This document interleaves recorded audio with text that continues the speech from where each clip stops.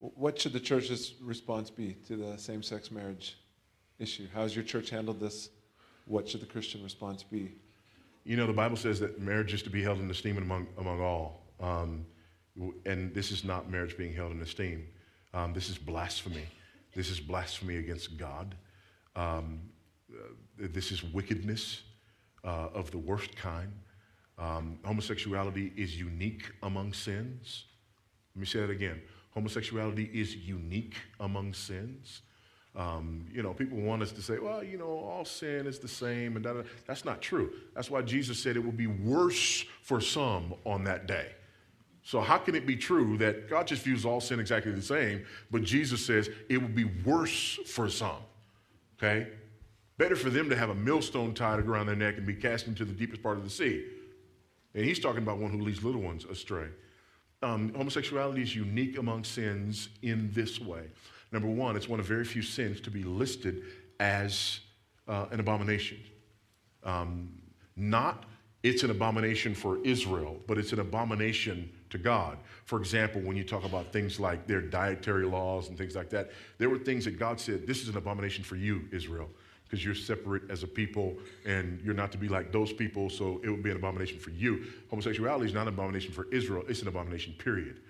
Secondly, it's the only sin that has the distinction of being the cause of God raining fire and brimstone on the earth. There's no other sin that was the cause of God destroying twin cities, okay? Thirdly, it has the distinction of being a direct affront to the picture of the Godhead and of the picture of the relationship between Jesus Christ and his church. In these ways, homosexuality is a unique sin. Also, it's unique in that in the Romans 1 passage, in the devolution of culture, it's unique in that that's the sin for which Paul says men receive in their bodies the due penalty for their error.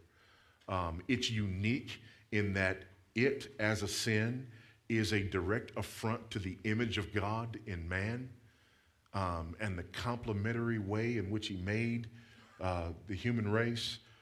So this is wicked, and it's something that must be confronted. It must be confronted because of its implications for societies and cultures.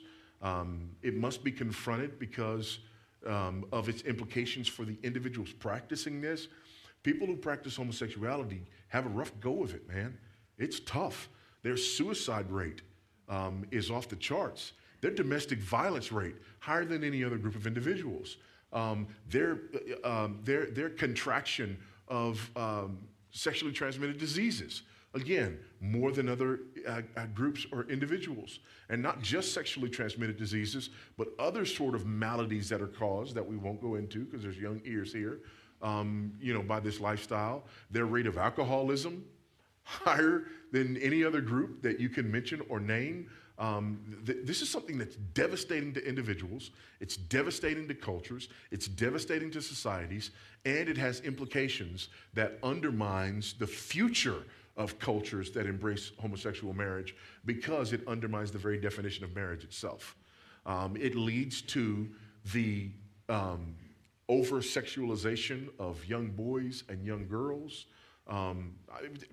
I could go on, but there's huge implications to this particular issue. And the way that it's been sort of sold to us has been masterful